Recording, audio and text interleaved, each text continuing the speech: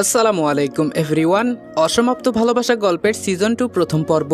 তো চলো বেশি কথা না বলে গল্প শুরু করা যাক।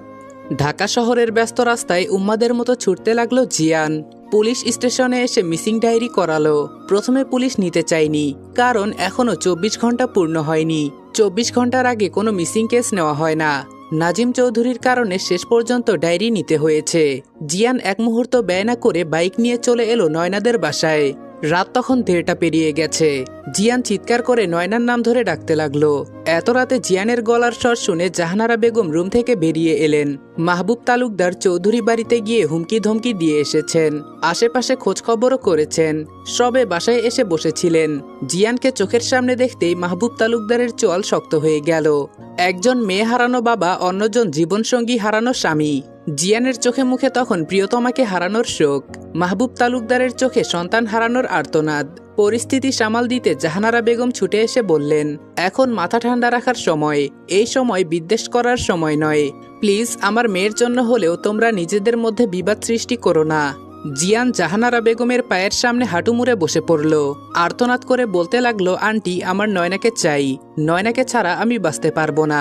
পৃথিবীর যে কোনো প্রান্ত থেকে হোক আমার নয়নাকে চাই। আন্টি নয়নাকে এনে দিন। আমার নয়না কোথায় আন্টি? জাহানারা বেগমের চোখ দুটো ভিজে উঠেছে। জিয়ানের চোখে তিনি স্পষ্ট দেখতে পাচ্ছেন ভালোবাসা হারানোর শোক।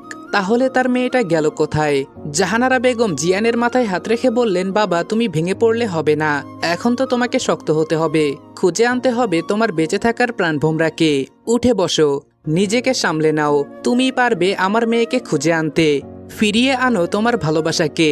মাহবুব তালুকদার জিয়ানের কলার ধরে বললেন, আমার মেয়ের সঙ্গে কি করেছিস? আমার মেয়ের কিছু হলে তোকে আমি ছাড়বো না, এটা বলে দিলাম।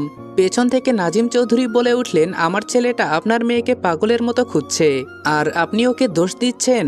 জাহানারা বেগম বললেন, এখন বিবাদ করার সময় নয়। আমার মেয়েকে খুঁজে আনো। জানি না মেয়েটা কোথায়, কি অবস্থায় আছে। জিয়ান আর এক মুহূর্ত সেখানে স্থির থাকলো না। এক ছুটে চলে এলো নয়নার রুমে। চিৎকার করে নয়নার নাম ধরে ডাকতে লাগলো।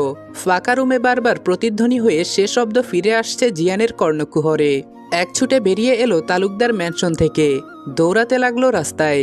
রাত জাগা দু একজন পথিক। যাকে পাচ্ছে তাকেই ধরে জিজ্ঞেস করছে, আমার বউকে দেখেছেন? তাকে খুঁজে পাচ্ছি না। সে কোথায় গেল বলুন তো? জানেন সে একা কোথাও কখনো বের হয় না। আজকে কোথায় গেল? সবাই মাতাল ভাবছে জিয়ানকে। জিয়ান ছুটে চলেছে অবিরাম। সে কোথায় আছে তা যেন ভুলে গেছে। দূরপাল্লার বাসগুলো হুটহাট শাসা করে ছুটে যাচ্ছে। হঠাৎ একটা দূরপাল্লার গাড়ির সঙ্গে আঘাত পেয়ে ছিটকে পড়ল রাস্তার পাশে। জিয়ানের চোখে নেমে